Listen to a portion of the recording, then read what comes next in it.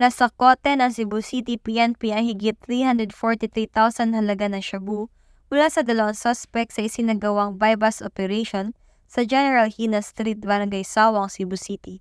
Kinilala ni Police Colonel Reneo B. Dalugdog, City Director ng Cebu City Police Office, ang mga suspect na sina alias Busdik, isang high-value individual, 19 anyos at residente ng Sitio Tarcom, Barangay Busay, Cebu City, at Richard, isang street-level individual, 49 anyos at residente ng Sitio Nica Cabahar, Barangay Guadalupe, Cebu City.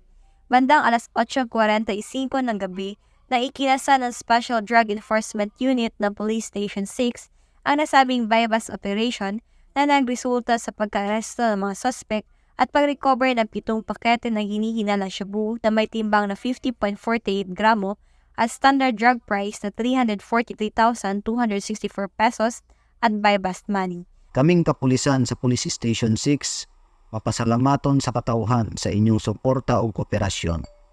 Among giauhak ang tanan nga magbinantayon o maging alerto labi na sa mga illegal na kalihukan o i-report tayon kini sa among estasyon para ato ning maaksyonan dayon.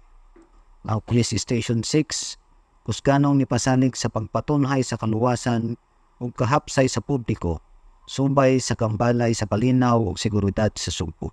Samantala, kasalukuyang nasa Sawang Calero Cusuyo Facility ang mga naturang suspect at mahaharap ang mga ito sa kasong paglabag sa Section 5 at 11, Article 2 ng Republic Act 9165 o Comprehensive Dangerous Drugs Act of 2002. Ang kapulisan ng Cebu City ay patuloy sa pagpapaigting ng kanilang kampanya kontra iligal na droga upang tuluyang masugpo ang ipinagbabawal na droga tungo sa maunlad at bagong Pilipinas. Mula dito sa Central Visayas, ako ang inyong Police News Network Correspondent, Patrolwoman Verlin Marie Emma Calino, alagad ng batas, tagataguyod ng Balitang Pulis.